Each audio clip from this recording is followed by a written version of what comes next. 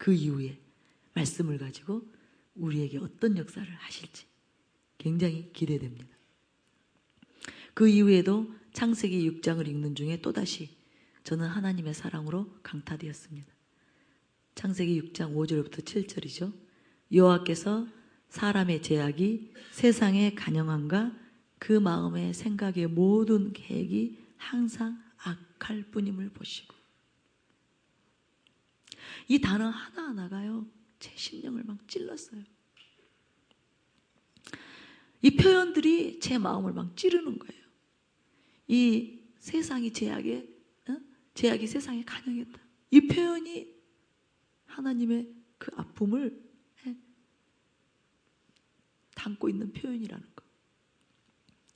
또 사람들의 마음의 생각과 모든 계획이 항상 악할 뿐임을 보시고.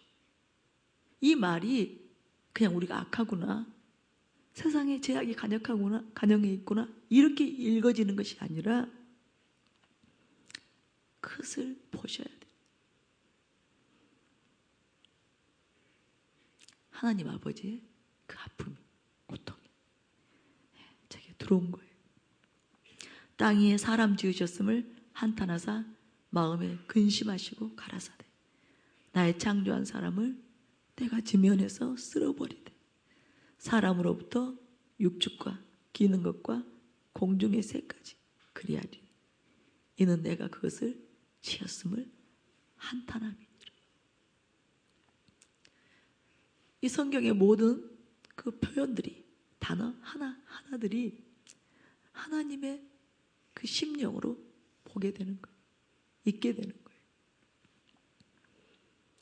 한탄하시는 아버지의 마음, 그 무너져 내리시는 아버지의 마음이 그 고통하시며 근심하시는 하나님이 사람 지으셨음에 대해서 한탄하시고 마음에 근심하셨다고 했는데 그 지절을 못 견디게 하는 거예요.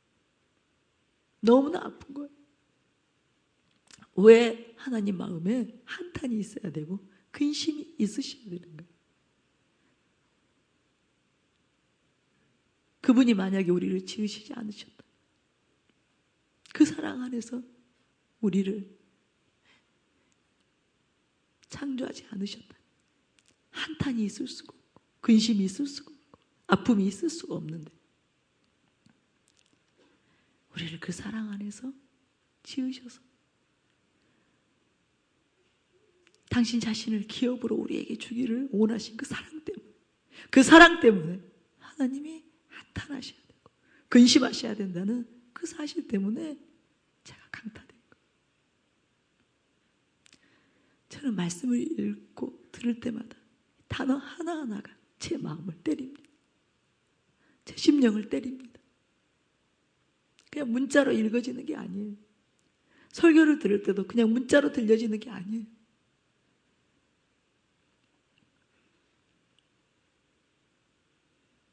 그리스도의 심장 속에서 그 감정이 어떠한 감정인지 하나님의 감정을 그대로 성령님께서 저에게 그냥 아버지의 심장, 아버지의 마음, 그 감정이 이입된다 그러죠. 그대로 그냥 들어와 버리기 때문에. 그래서 하나님의 사랑이 어떠한 사랑인지, 왜 그 사랑이 크고 이대하다고 하는지 그것을 계속 깨닫는, 알게 되고 이해하게 되는 그런 시간을 보내온 곳입니다.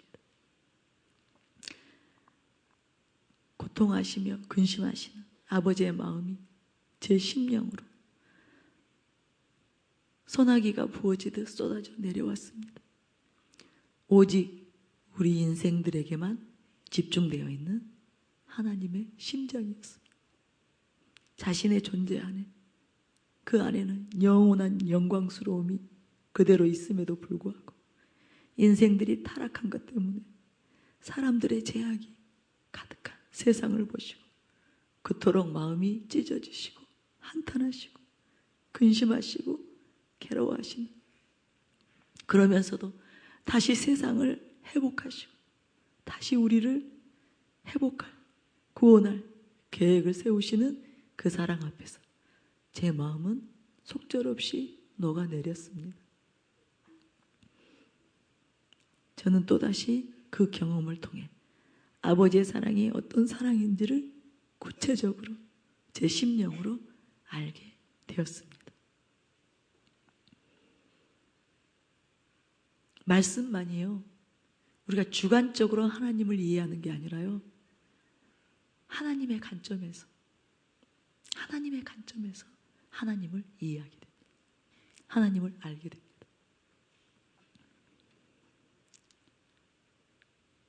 이 말씀만이 확실하게 우리를 하나님의 그 형상 그대로, 하나님의 그 마음, 그 심장 그대로 우리를 인도하기 때문에 여러분이 반드시 말씀을 통해서 하나님을 대면하고자 하는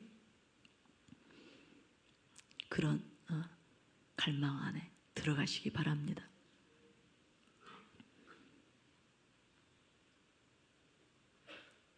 여러분, 주님을 닮을 수 있는 길은 하나님 자신이요 진리인 성경 말씀 안에서 자주 주님을 대면하고 주님과 함께 거하면서 그 아름다움을 보아야 되는 것입니다. 그 사랑을 경험해야 되는 것입니다. 그 아름다운 형상과 그 인격을 자꾸만 배워야, 말씀을 통해서 여러분이 대면해야 되는 것입니다. 그럴 때 주님을 닮을 수 있습니다. 그래야만 하나님의 아름다움을 자신 안에 이룰 수 있습니다. 여러분이 성경을 가지고 그토록 말씀을 읽었고 공부했고 묵상하고 외우고 꿰뚫고 그 비밀들이 풀어지는데도 여러분들 안에 하나님의 형상이, 하나님의 성품이, 하나님의 인격이 들어와서 여러분들을 점점 변화시키고 새롭게 하는 일이 없다면 그건 여러분들이 말씀을 잘못 읽고 있는 것입니다. 요한복음 1장 1절이죠. 태초에 말씀이 계시니라. 이 말씀이 하나님과 함께 계셨으니 이 말씀은 곧 하나님이시니라. 말씀 자체가 곧 하나님입니다. 그리고 예수 그리스도이십니다. 사도 요한은 요한복음 1장 14절에서 말씀이 육신이 되어 우리 가운데 거하심에 우리가 그 영광을 보니 아버지의 독생자의 영광이요 은혜와 진리가 충만하더라. 그런데 그 말씀 속에서 하나님의 영광을 보지 못한다면 무엇인가 문제가 있습니다. 즉 말씀을 읽는 동기가 초점이 바르지 못한 것입니다. 말씀 안에서 하나님을 보지 못하는데, 하나님을 배우지 못하는데 어떻게 하나님을 닮겠습니까? 저는 많은 사람들이 말씀을 많이 읽고 말씀에 정통한 것만을 자랑하고 그것을 자기의 의로 여기며 만족해하고 그 단계에 머물러 있는 것을 너무나 많이 보았습니다. 말씀은 잘하는데, 말씀은 잘 풀어서 사람들을 가르치지만 그 사람은 전혀 하나님을 사랑하지 못하고 그 사람은 전혀 하나님의 형상과 하나님의 인격을 담지 못한 그런 분들을 많이 봅니다. 이것은 아무 소용이 없습니다. 다 무익합니다. 여러분이 오늘부터 말씀을 보실 때 거기서 하나님의 인격을, 하나님의 형상을, 하나님의 성품을, 하나님의 마음을 보게 해달라고 성령님께 간구하시고 그런 마음으로 말씀과 가까이 하시기 바랍니다. 주님을 닮을 수 있는 비결은 이것이 가장 좋은 바른 길입니다. 에베소서 5장 26절 27절도 이는 곧 물로 씻어 말씀으로 깨끗하게 하사 거룩하게 하시고 자기 앞에 영광스러운 교회로 세우사 티나 주름 잡힌 것이나 이런 것들이 없이 거룩하고 흠이 없게 하려 하심이라. 말씀을 주야로 묵상하고 읊조리며 언제 어디서나 주님을 뵙는 거예요. 언제 어디서나 주님의 음성을 듣는 거예요. 언제 어느 상황에서나 주님의 그 아름다우심을 대면하는 것입니다. 그것밖에는 주님을 바르게 알 수 있는 길이 없습니다. 우리가 말씀을 묵상하고 묵상해서 내 심령 안에 계속 아주 새기고 새겨 놓는다면, 우리가 일할 때 있잖아요. 바쁜 나중에 일상의 삶 속에서도 그 말씀이 여러분을 하나님의 형상 안으로 데리고 들어가기 때문에 항상 하나님과 동행할 수 있는, 항상 하나님의 형상 안에서 살 수 있는 그 길이 되기 때문에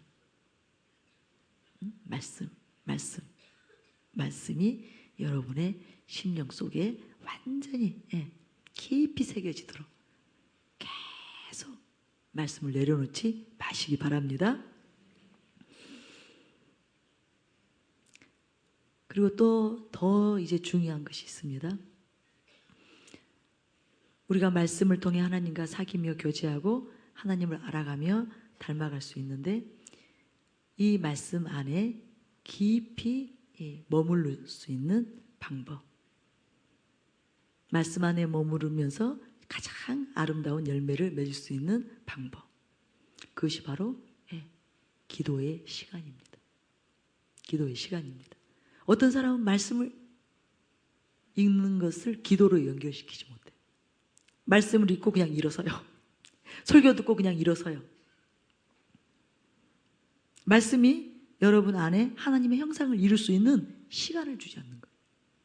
그 말씀이 이제 성령님과 함께 작동되어져서 내 안에 그리스도의 형상을 빚는, 조각하는 그 시간을 주지를 않아요. 그래서 말씀과 기도는 항상 같이 가야 됩니다.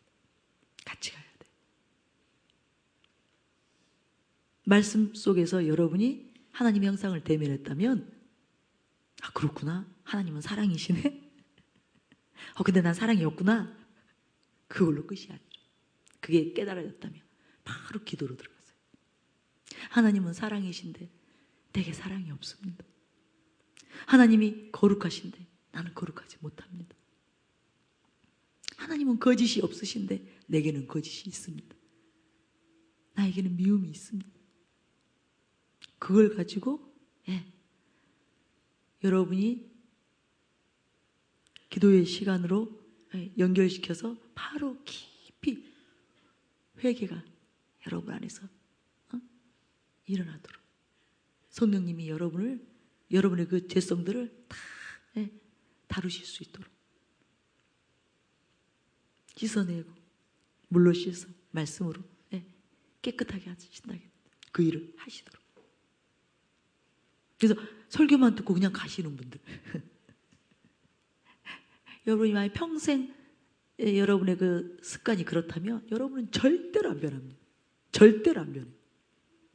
집에서도 성경 딱 한 장 읽고 한 절 읽고 딱 덮고 그냥 또 출근하고 또 일상생활 한다면 절대로 안 변합니다. 여러분이 왜 안 변하는지 그 이유를 아세요? 설교도 듣기도 열심히 듣고 성경 공부도 열심히 하는데 이제 기도로 그 말씀 안에 머무르면서 그 말씀으로 여러분을 변화시키도록 성령님이 그 일을 하시도록 한적한 그 기도의 시간들, 조용한 기도의 시간들, 저는 그걸 고요의 시간이라고 말하는데, 무슨 말이냐면 꼭 어디 산속에 혼자 들어가 있어야 되는 게 아니라 이렇게 우리가 대중 가운데 있을지라도 아무것도 의식이 안 되는 상태, 아무것도 나에게 의식이 안 되고 오직 말씀의 빛 앞에서만 내가 하나님과 나예요. 나만 하나님이 그 말씀을 가지고 나를 다루실 때 내가 거기에 완전히 집중하게 돼서 거기에 빠지게 돼서 몰두하게 된다 그러죠. 몰두하게 돼서 말씀의 용광로 속에 담기는 그 말씀의 풀물 속에 담겨서 내가 완전히 녹아서 내 죄성들이, 내 그 안악함들이, 그 교만한 마음들이 거기서 완전히 녹아 다 물처럼 녹아내리게 하는, 그래서 쉽게 흘러가게 하는 그 시간을 가져야만 변화됩니다. 변화됩니다. 오직 말씀을 통해 하나님께 나아가서 변화받을 수 있는 가장 좋은 환경, 그것은 바로 기도하는 시간입니다. 그래서 디모데전서 4장 5절은 하나님의 말씀과 기도로 거룩하여 지민이라. 바울은 그렇게 말합니다. 말씀과 기도로 거룩하여 지민이라.